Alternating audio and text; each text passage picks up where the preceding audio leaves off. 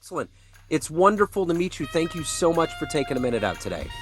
Oh, thank you so much, Joe, for approaching and for saying yes for this interview today. I Yeah, it's appreciate my it. pleasure. My pleasure. So I'm looking forward to getting into your life as a transformational coach, a therapist, accountant. There's so many interesting mix of things going on, but I want to know first and foremost, this pandemic really kind of reshuffled a lot of things, and it has still sent waves through our lives up to this point.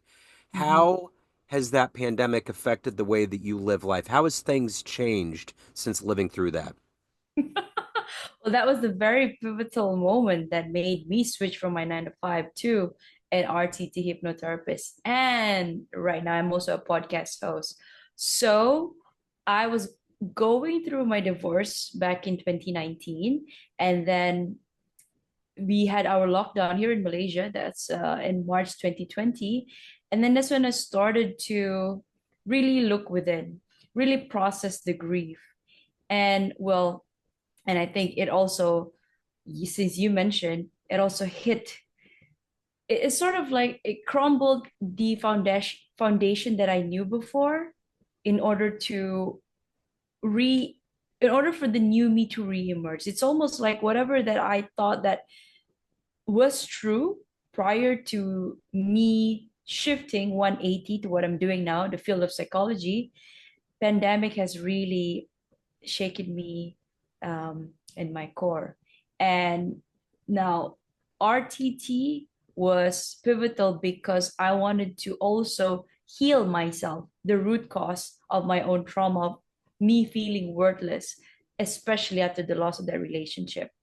But at the same time, because I also was an overachiever back when I was a kid up until 30, I wanted to hit two birds with one stone where I could learn about it, get myself certified, but also at the same time help people, especially women, to go through relationship struggles as well as transitioning their career. Now, mind you, I was doing the healing the last 4 years, and then the looking within, and also getting myself accustomed to talking to people like yourself. Yeah. And that's why I hopped onto becoming a podcast host. So that's a lot, a lot of things have happened.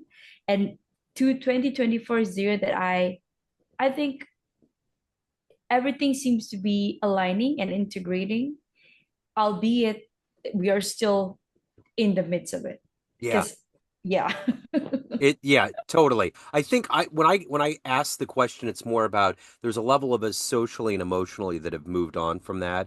But the reality Yes. is that COVID will never leave our lives, and there's always going to be No. these mini surges, and there's going to be concerns. So yeah. So let's get in this new incarnation of your career right now in 2024. Let's get to the heart of it, and to do that, I want to put you in front of a bunch of kids, grade school kids at career day, and one of the kids is curious and is like, "Hey, what do you do for a living?" How do you answer them? Okay. Quick, simple, succinct answer would be I make sure that I'm aligned in my heart, in my mind, in my soul. And that is equivalent to happiness. That means being holistic in all aspects of my life. You know what's fascinating about what you said is that you used these therapeutic methods and means to heal yourself, and now it's radiating out and you're doing it for other people. Mhm. What a great way to do it. Uh, Joe, we sleep better when we serve, Yeah, when we give. yeah, So it's because why I'm saying this, it's taken me at least 15 years being in the corporate industry, being in the corporate world, to realize that it's not about chasing. It's not all about that, but you are more fulfilled when you actually give back. And the way that I'm giving back is getting myself, what am I good at? I'm good at I'm good at studying. So I make sure that I get qualified properly with the right credentials. And I wanted to be able to be of service at the best of my ability for other people because I know what it feels like to not be heard, or you try to reach out to people around you, but they're just it falls on deaf ears. So it's like, oh, Nicolette, she can manage because she's done so well for herself. So all this, this relationship thingy, trauma, she's gonna get through it. It'll be fine.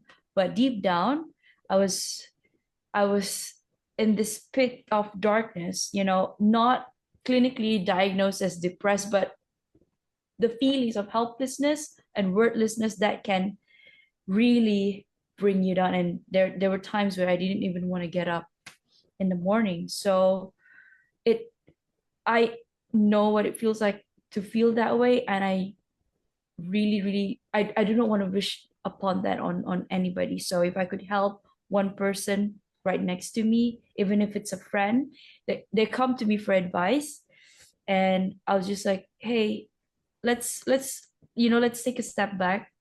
What is it exactly that you're feeling, and how just let them vent, Yeah. because oftentimes it's just them needing to be heard. Yeah. So yeah. Yeah, for sure. Let me ask you this. When you were in grade school, when you were young, what did you want to be when you grew up? Well, a pilot, Uh-huh. or a cardiac surgeon, or a policewoman.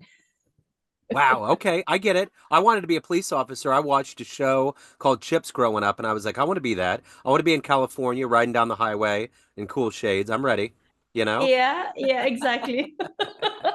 So and I think when I was like reflecting the last couple of years, all the things that I wanted to become was always associated with giving back. So, like a pilot, so you're flying people from point A to point B. Yes, I like the thrill, flying, but then so that's the piloting side. But a cardiac surgeon, saving lives again, and then police officer, also trying to catch the bad people. Yeah. So it's like a full circle for me. Albeit I'm not no not in that occupation right now, but as a therapist, if you can help one person Yeah. to whatever means, even if it's a podcast right now, hopefully if anybody's listening, they could resonate. Yeah.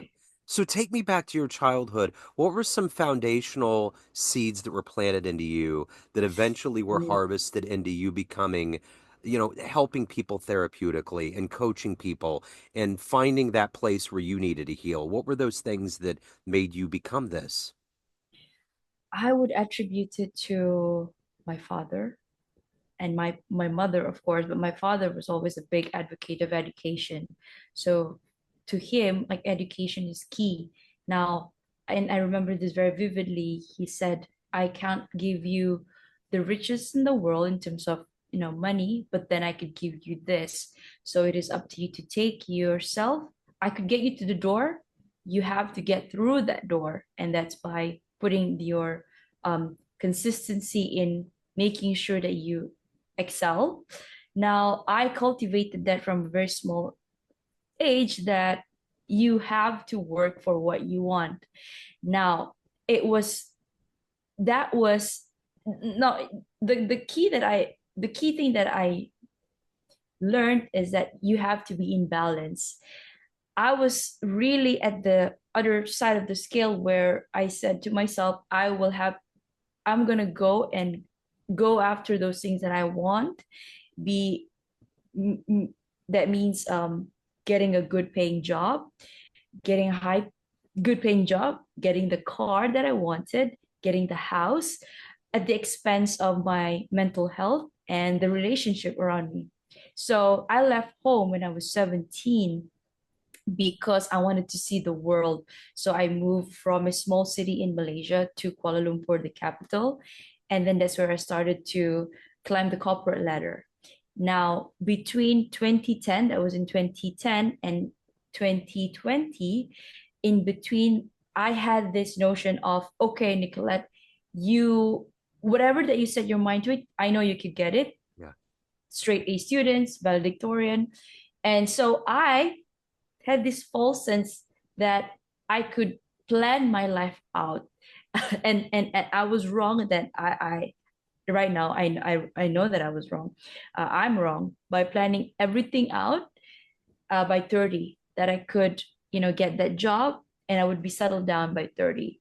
But well, life took a different turn when I hit my had my own divorce in 2019, and then at the height of my career at the time, and then pandemic happened, I experienced burnout in a rather toxic environment.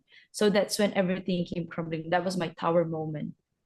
So, coming back to what you said, the relentlessness, the determination, and the grit, the resiliency, that is what carried me through, because I knew that every pain that I encountered, I could transmute it into something positive and something good for myself, and that I would like that to ripple for the effects to ripple around me.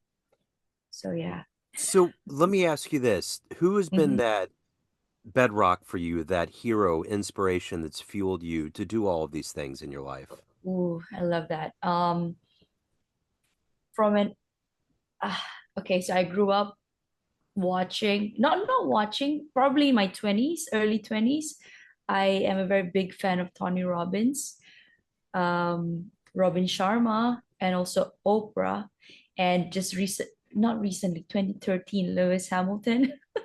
So watching him depart from Mercedes is really yeah, also a full circle moment. So mind you, Joe, I actually got my car because of the influence from Lewis. So it's one of the things that I also felt like, okay, if you wanted to achieve, Nicolette, you can, but then at what cost? So this is when I start to take a step back. Now that I'm in my mid 30s, I've learned to reevaluate every aspect of my life. Now, don't get me wrong, I am still very much in touch with the investment world, with the accounting world, with the corporate world, but I want to tap into my ability of using my intuition and be of service to the community around me. So I'm trying to balance the professional side of Nicolette and also the community builder Nicolette. Yeah. Yeah. So in this new incarnation of you being in therapy and coaching, what was the first client you had where you saw a change, a spark in their eyes, and you were confirmed that this is what you need to be doing with your life? Uh, Thank you for that. Thank you for asking.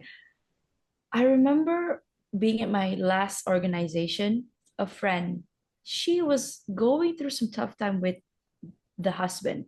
And my boss, he knew that I had gone through my own divorce a couple of years back. So he couldn't relate to her. He could only provide so much support because he was unmarried, but she is. And the dynamics were just different. So he mentioned, why don't you approach Nicolette? So I did approach her, and I gave her space. So I let her come to me because she's a very shy type. So we got closer. And mind you, I never knew this lady. And I took the time to really make the meaningful connection to her. And she's that type of person that she doesn't get close to people that easily. So I made sure that I created that trust, that safe space, that okay, I'm here if you want to talk to me, but I'm not going to push you to tell me what is the problem, because I know if you know that I can offer you that space, you're going to come to me, because I attract that. I make sure that the aura is inviting for you to come towards me. So I think after 3 months in of interacting in the office, she was like, "Hey, I want to talk to you about something." So yeah, sure. So she walked through whatever that happened in the household, and then I did the session with her. So Joe, it's actually not so much of the relation with the husband; it's actually the relationship with the mother, Yeah. because all this is actually coming up from the subconscious, and it was everything, the trauma was imprinted onto her in the subconscious. So the whatever that she was venting out in that relationship, it was projection from the past, unhealed wounds. Yeah. So I helped her, and then she gained clarity of the issue that was facing her today, was actually directly linked to the things that she had experienced before. And when she understood that connection, then she was able to present herself differently. So, and now she's become this prior to that, she's quite shy, reserved, but right now she's confident in herself. Yeah. And I asked her, I come up to her, she said, she gave me a wing at Nick. I'm so much better now.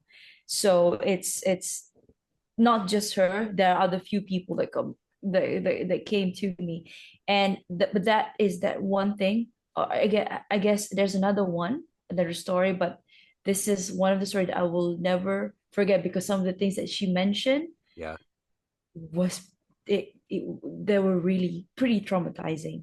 Yeah. So yeah. So how do you balance all this out? Dealing with, doing therapy and coaching for people, you got to give a lot of yourself. It's a heavy thing. And you're a podcaster. So there's all these things that you're juggling that are heavy. How do you Mm-hmm. do that?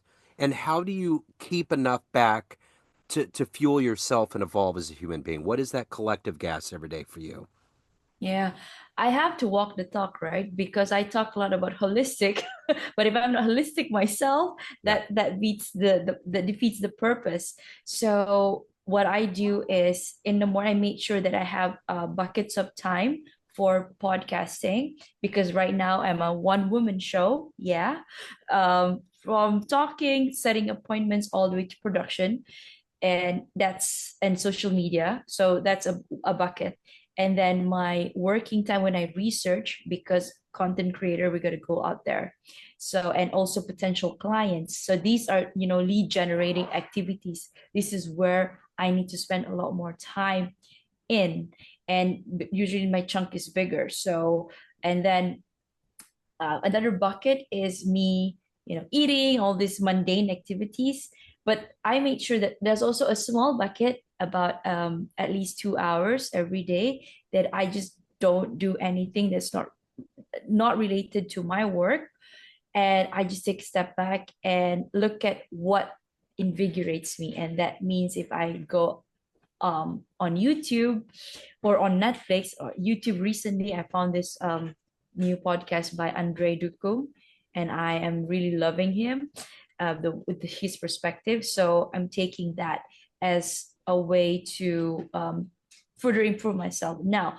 But to if somebody's out there, okay, it's what is that breakdown? What is that bucket, that hour? So I would say the basic thing that anybody out there could do is, because we all have 24 hours, so take that 8 hours chunk.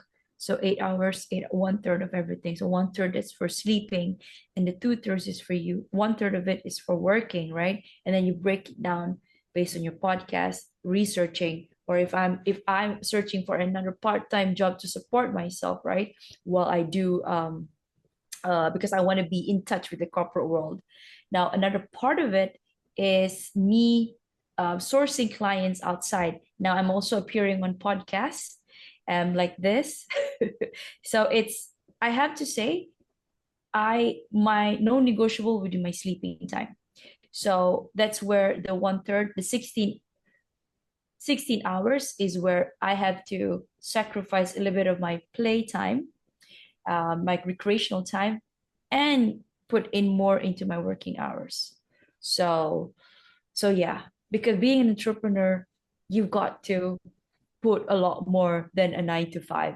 Yeah. At least this is what I what I feel right now. But if you're already putting so much in your 9 to 5, but it's not the job that's aligned with your heart and your soul, your purpose, you might as well put that and double down on the things that you want to do.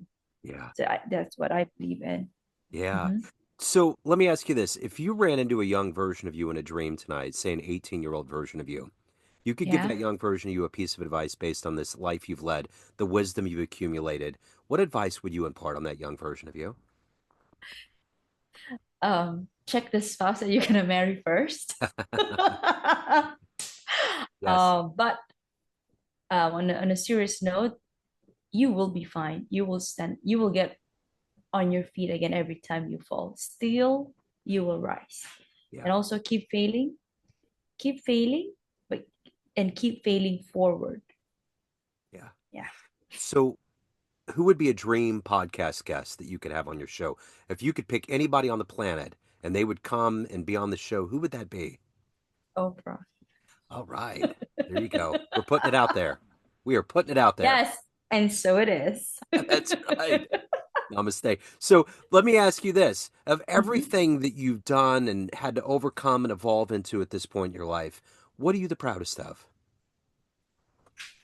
That every time people doubt my move, because I pivot quite a lot, and just I'm the proudest when this year my last organization had a restructuring, so they had to let my role go, and therefore I had to go out the door myself. And then I said to them that okay, I took it as a sign from the universe. And mind you, Joe, I've always wanted to go to the States since I was a kid, but I never saw the opportunity. I thought that I'm gonna be able to, set my foot on US soil, probably 40, 50, when I'm 40, 50 years old. But an opportunity came this year when one of my podcast guests invited me to co-host a show that he was about to launch. So I said, okay, I wanted to. I how am I gonna go there? Because first thing, you're gonna get the visa and yada yada yada. But Yeah. then I said, okay, let me put one foot in front of the other first. That means getting the visa. So I asked help from my previous boss and said, okay, you said you could give me whatever support I needed because I was let go. It was an involuntary how would say, me leaving the company, right? So whatever help you need. Okay, so help me get this, get some of the documentation. So they did, and I was like, okay, universe, God, if this is what you want, okay, let's see. Help me get through this visa process. So I went, and of course the process was, you heard all these people saying it's gonna be difficult, especially if you're not from a European country, and yet I said, I don't know, I'm just gonna surrender. So there I go. I walked up to the consulate and I'm like, okay, prepare all documentation on my hand. And I said, went in I think within 20 seconds, I was done. Yeah. And it was like, visas approved. Yeah. And it's like on the day itself, um, the last day of my job, I got the news that my visa was approved. So one door closes, another door open. Yeah. And yeah, and right now I have made up my mind to relocate to the States. So Right on. now making big changes again. That's wonderful. How cool is that? So let me ask you this. At the end of the day, of all of these things that you've gone through, the transformations, everyone has a perception of you. Family, Yep. friends, clients, everyone that listens to your podcast, but you run the show. What is your Mhm. perception of you? Who do you think you are? That I am worthy and that I am enough. Right on. I got to know, what are you looking forward to the most of being in America? Ooh, the diversity and the openness of people to accept my ideas and the interaction. So it's this, how do I say this? It is limitless in terms of the ideas and the interaction. So I'm not going to say that Malaysia is not like that. And true, Asia is booming. India, China, Singapore, we've got Singapore right next, right across, the neighbor. But in America, I'm just looking to learn from the people who have done it better. And I know podcast comes from, you guys popularize it, the American, and well, Joe Rogan Yeah. is yeah, the one that I look up to in terms of, how he started way before, and just the openness and the acceptance. Of course, I know that there are media that's portraying, racism and whatnot. So, but having spoken to a lot of people on my show and also in my career, I've interacted with, people. I made friends with some of my friends in America, and they're actually pretty cool. Yeah. And I feel like I could blend in. And what I want to know is, because I'm a learner, Yeah. and just take me anywhere, and I'm willing to learn. Yeah. So that's what I look forward to. I totally get it. Yeah, no, you would fit really, really well. So let me ask you this. What are you going to miss the most about Malaysia? Nasi lemak. Nasi lemak is the food. Yeah. Yes, and of course, mom and dad. Yeah.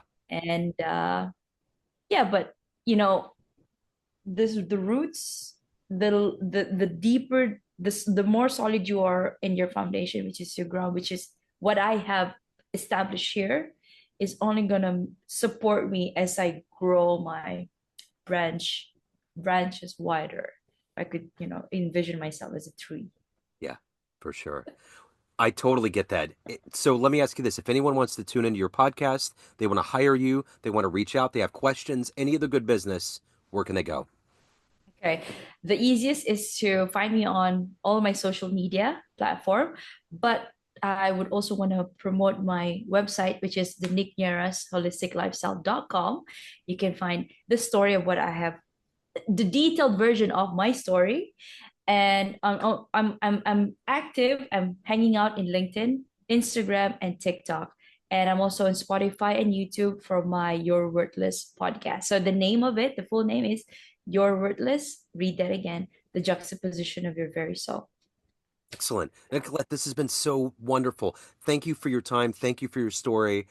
Best of luck in America and all the adventures that you go on. This has been wonderful. Yes, I would love to meet you too, Joe, because Yeah. I've met some of my guests there. Where Yeah. are you based I'm in in the Kansas America? City, Missouri. I'm right in the middle of Kansas. the country. Yeah. Yeah. Oh, in the middle, yeah. And from LA to New York, it's like 5.5 hours flight. Yeah. So yeah, it's a big country. Yeah, Huge. yeah, absolutely. There's a lot of space. Well, hopefully our stars align. That would be wonderful. I would love to meet you, but really, Mhm. best of luck. I love your story and what you're doing. There's so much good energy coming out of you. So thank you so much. I appreciate it. Thank you, Joe, for the opportunity and the platform. Thank you again. Absolutely. Thank you.